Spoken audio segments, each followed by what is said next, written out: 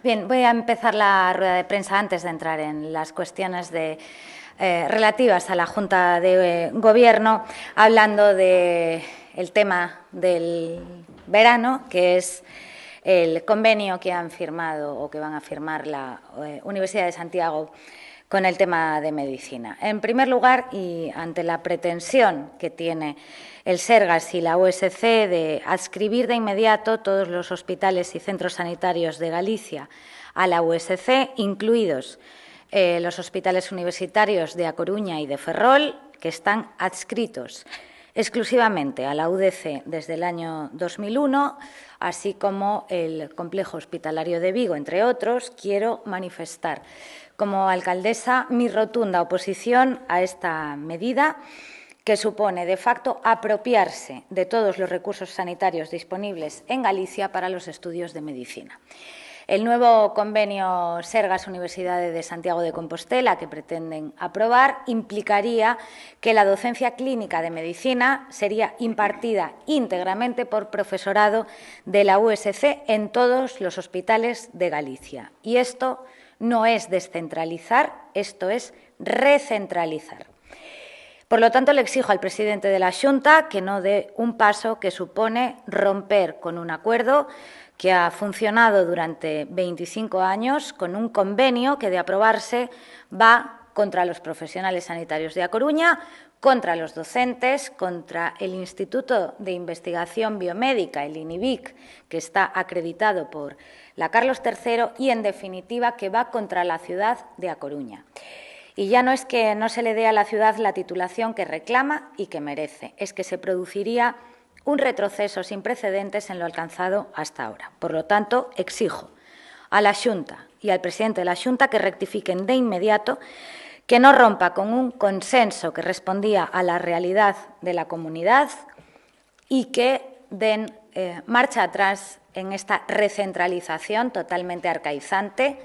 propia de tiempos pasados, y que apoye al tejido universitario, sanitario y social de A Coruña, que apoye a la Universidad Pública de A Coruña, a la UDC y, sobre todo, a la ciudad. Y a todos esos estudiantes que desean estudiar medicina, que lo quieren hacer en una universidad pública y de calidad y que no tienen o no obtienen plaza en Santiago. Algunos, los que pueden, se desplazan a otras ciudades, los que pueden un poco más se van a la universidad privada y los que serían grandes profesionales sanitarios que no pueden ni desplazarse a una ciudad ni ir a una universidad privada se quedan sin poder estudiar medicina, en un contexto en el que sabemos que son cada vez más necesarios los profesionales sanitarios, donde tenemos un ecosistema sanitario en la ciudad que la hace merecedora, ya lo hacía hace muchos años, pero ahora más si cabe, de tener una facultad de medicina. Una facultad de medicina en A Coruña que no va contra nadie, sino que va a favor del talento que tenemos en Galicia, a favor del crecimiento social y de conocimiento de la comunidad gallega, siendo A Coruña el motor económico y social de Galicia y, por lo tanto, acompañando ese crecimiento y ese liderazgo. Que no se olviden que cuando le va bien a Coruña, le va bien a Galicia y que, por lo tanto, lo que tienen que hacer desde el Partido Popular en la Xunta es apoyar las zonas que están en crecimiento, las zonas que lideran y aquellas que contribuyen a la riqueza de nuestra comunidad. En este caso, el de A Coruña. No se entiende la discriminación perpetua que se hace a los entornos urbanos, concretamente en el norte y en el sur, que esto viene de tiempo atrás, pero creo que esa concepción centralista y arcaica de mirar únicamente a Santiago de Compostela es propia de otros tiempos, hay que superarla y lo que hay es que acompañar a quien genera riqueza, empleo y crecimiento, que es el caso de A Coruña. Por lo tanto, seguiremos exigiendo la retirada de este convenio, que se apueste por la UDC en el grado de medicina, con todos los agentes sociales, con todos los sectores sociales y, sobre todo, con todos los coruñeses que no entienden un agravio más por parte de la Xunta de Galicia. Dito esto, paso xa a destacar os dous asuntos que tratamos nunha sesión extraordinaria da Xunta de Goberno local, onde aprobamos o plan específico de medidas que se aplicarán ata o ano 2028 ao abeiro da declaración da zona de mercado residencial tensionado. Como lembrades, a declaración aprobouse a finais de maio. O realmente importante disto é a posta en marcha das iniciativas que contribúen a mellorar a situación actual da cidade en materia de vivenda, cun desequilibrio evidente fronte ao que xa estamos a actuar, porque o acceso a unha vivenda digna e asequible lembramos que é un dereito constitucional que hai que respetar e protexer. Me acompaña o concelleiro de Urbanismo, Rehabilitación e Vivenda, Fran Díaz, e tanto a él como a todo o seu equipo de profesionais da Concellería de Urbanismo. Quero agradecerlles novamente a súa implicación e esforzo nesta iniciativa, que é fundamental para dar resposta a unha das necesidades veciñais e unha das máximas preocupacións e obxectivos que ten este goberno local. O paquete de medidas que imos ir expoñendo hoxe, algunhas xa están en marcha, son froito dun intenso traballo de debate que se puxo en común, en consenso con todo o sector nesas mesas sectoriais de vivenda e que o último trámite preciso para a entrada en vigor dos límites aos prezos do aluguer que establece a normativa para a declaración de zona de mercado residencial tensionada. A semana pasada foi exposto na Mesa Sectorial de Vivenda, agora imos remitilo á Xunta e ao Ministerio para a súa validación, publicación no BOE e entrada en vigor inmediata ao día seguinte da publicación. Así que comenzamos cun contexto, despois o concelleiro irá detallando as medidas. Ben,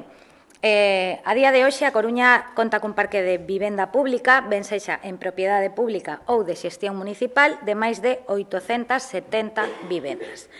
A metade delas, que son propiedade do Concello ou xestionadas por Emusa, e a outra metade, aprox, polo IGURS. A realidade actual é que temos 3.761 demandantes de vivenda pública na cidade. Datos de 15 de xullo, da semana pasada, o que deixa claro que se hai 870 en oferta e 3.761 como demandantes, a oferta de vivenda na cidade é totalmente insuficiente, por varias causas. A primeira, a falta de promoción de vivenda pública nos peores anos da crise, o crecemento descontrolado das vivendas de uso turístico, as que xa lle temos posto fin con esa ordenanza, e a ausencia absoluta de medidas ata o ano 2019 para intervir nos edificios en ruínas ou inacabados, os famosos esqueletos. Todo isto nun contexto no que o esforzo financiero das familias foi a alza ata o punto de que máis dun 30% dos ingresos mensuais, de media, se destinan ao pago do alugueiro, algo que evidentemente non é sostible, que afoga as familias e que diminúe a calidade de vida. Por iso, é o momento de facer uso de todas as ferramentas das que dispoñemos para darlle un xiro de 180 graus a unha situación que leva moitos anos enquistada e que exixe dun compromiso e colaboración conxunta de todas as administracións. Para isto temos un paquete de medidas que son están en 4 bloques e que tanto as medidas como o calendario pois vai nos contar o concelleiro. Este paquete está feito en base aos informes técnicos dos servizos municipais. A previsión é implantar un plan de medidas que vai en 4 eixos, que son fomentar a promoción de máis vivenda pública e protexida, actualizar e adaptar o marco regulador para darlle un pulo ás actuacións no parque residencial da cidade, impulsar axudas de rehabilitación e movilización de vivendas baleiras e fomentar a colaboración interadministrativa para facer un seguimento das medidas e ir valorando posibles planes de mellora sobre a marcha, porque a situación non é estática. Algúns destas cuestións xa están en marcha, así que pasamos xa a detallar os bloques e o calendario. Sí, gracias, alcaldesa. Como decía a alcaldesa, no bloque 1 é o de fomento da vivenda pública. nese bloque, digamos que estaría tanto a construción da vivenda pública, xa están en marcha as 55 vivendas de Xuxán e as de Pontejos, ven con fondos propios ou captados polo Concello, a idea é seguir nesa liña, tamén coa cesión de solo a cooperativas e promotoras relacionadas co terceiro sector, como tamén resolvimos hai ben pouco na Xunta de Goberno Local con esa cesión a cooperativas no barrio de Xuxán, que vai supoñer 130 vivendas novas de alugueiro asequible, e tamén a movilización de solo municipal para a cesión a outras administracións, nese caso cedemos ao IBUS, hai tamén ben pouco, para facilitar a construción dun centro de vivendas públicas nos Rosais, na Praza Porticada, en Pedro Fernández, na Pasaxe. E tamén, bueno, se valorase a constitución dun banco municipal de vivendas destinadas ao alugueiro social que se fará a través de Emusa. Por que facemos isto? Porque a Coruña, como decía tamén a alcaldesa, estamos debaixo desa media europea de 3,2 vivendas sociais por cada 100 habitantes, estamos por debaixo do necesario de vivenda pública na cidade, e para equipararnos con ela necesitaríamos un total de 80.000 vivendas públicas ou protegidas de forma permanente na cidade. 80.000 non, 8.000, perdón. Faltan moitas, pero non son 80.000. Sobraba un cero. No bloque 2, que é o bloque de regulamento, tamén houve xa avances, vimos aprobar en pleno a nova ordenanza das BUT, porque, como decíamos, reducía ese número de vivendas disponibles para aluguer, para dedicarlas a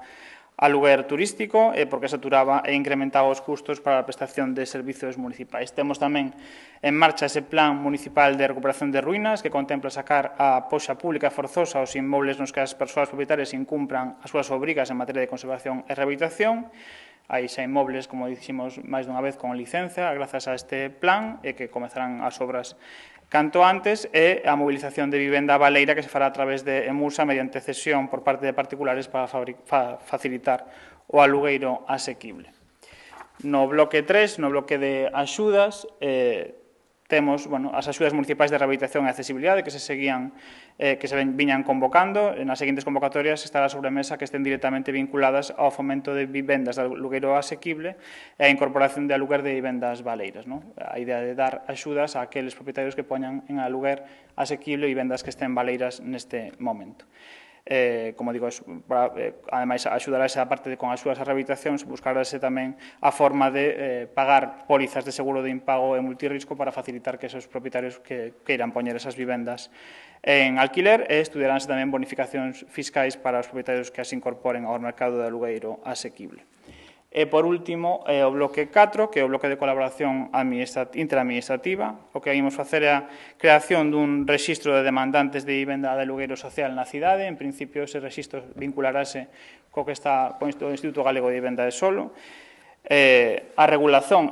do precio do alquiler, que é unha das medidas que xa está contemplada como medida dentro da zona de mercado residencial tensionado, os novos contratos de arrendamento de vivenda nos que o inmoble se ubique nunha zona de mercado residencial tensionado, como é a Coruña, a renda pactada non poderá exceder da última renda do contrato de arrendamento de vivenda habitual suxeito á lei, que houvese estado vixente ao longo dos últimos 5 anos na mesma vivenda. E, por último, está o calendario das medidas. Como decía a alcaldesa, hai un primeiro hito que é 2028, hai nos 3 anos seguintes da aprobación da zona de mercado residencial tensionado nos que hai que revisar que se están a cumplir as medidas. Todo isto, como digo, con un obxectivo claro que tanto co desenvolvemento das previsións do PEXON, a Coruña conte nos próximos 20 anos cun 20% dos seus fogares dedicados a vivendas de políticas sociais, revertindo así o déficit que temos a día de hoxe. A idea que xa dixemos máis dunha vez é que esta zona de mercado residencial tensionado non é algo definitivo, é algo que ten un fin, que ten que acabar, e as medidas son para traballar nesa desdeclaración, digamos, da zona de mercado residencial tensionado que buscamos todos, porque significará que o prezo das vivendas de aluguer na Coruña volve a un estándar e unhas cifras que poidan facer que os cidadáns vivan na Coruña sen ter que facer este esforzo que están a facer actualmente para alugar unha vivenda. Moitas gracias. Grazas, concelleiro. Outro dos asuntos, ou o segundo asunto ao que demos luz verde hoxe na Xunta de Goberno, foi a actualización da ordenanza fiscal que regula a recollida do lixo, unha medida necesaria para adaptarnos ás directrices da Unión Europea en materia medioambiental. Como xa sabedes, a meirande parte dos concellos galegos foron actualizando ao longo deste ano as súas tarifas, precisamente para axustar os canons ao regulamento que se aprobou en Bruselas. Este mesmo ano aprobouse esta subida en Vigo, por exemplo, onde cada fogar paga 138 euros por exercicio. Tamén en concellos limítrofes como Arteixo, onde o recibo subiu un 28%, ao igual que o resto de concellos da área. De feito, os fogares dos municipios que están integrados no Consorcio das Mariñas pagan 169,88 euros por ano, que é case o doble do que vai pagar un fogar coruñés no ano 2027. No caso da nosa cidade, os fogares que non teñen bonificación están a pagar 62 euros ao ano. Con esta adaptación que temos que facer e que se vai aplicar a partir do ano que ven, vamos a aplicar un novo modelo que vai consistir nunha cantidade fixa e unha cantidade variable en función do consumo da auga e do roteiro da recollida que está determinado conforme ao contrato do lixo. Estas variables se inclúen para que as familias que teñen menos membros e que, polo tanto, producen menos residuos, o que se estima en base ao consumo da auga, paguen menos, do mesmo xeito que naquelas rutas máis sinxelas que usen menos maquinaria, pois pagarán menos tamén buscando ese maior equilibrio entre a xeración de residuos e a repercusión máis xusta do custe que ten. No ano 26, a cantidade fixa será de 60,98 euros e haberá unha variable que se sumará a esta cantidade en función dos metros cúbicos de auga consumidos mensualmente. Tanto a cantidade fixa como a variable irán experimentando actualizacións progresivas ata o ano 2029 para que esta tarifa de recollida se adapte á normativa da Unión Europea, tal e como se está a facer en todos os municipios do país. Facendo así, plantexamos unha transición suave que mantén máis estabilidade na cantidade fixa para evitar un impacto directo nas economías familiares e, de paso, ir concienciando a cidadanía sobre o uso responsable dos nosos recursos hídricos e así intentar fomentar ou incentivar o aforro de auga. Recalco novamente que non é unha medida illada, non é unha ocurrencia particular, senón que é unha normativa de obligado cumplimento que ven de Bruselas, a que temos a obligación de adaptarnos, tanto por compromiso coas políticas medioambientais, evidentemente, como polo feito de que a non actualización das tarifas, obviamente, acarreará sancións aos concellos de máis de 5.000 habitantes que non as apliquen. Cidades moi parecidas a Coruña en termos de poboación como Xixón aprobaron esta subida, no caso de Xixón, un 25%. Tamén hai que dicir que partíamos como a cidade co recibo do lixo máis baixo de Galicia, cunha recaudación que non cubría nin a metade do custo deste servicio. Malia esta actualización que hai que facer e que hoxe foi aprobada, o recibo segue a ser o máis baixo que en moitos concellos da nosa área, acabo de dar as cifras, e que noutras cidades galegas.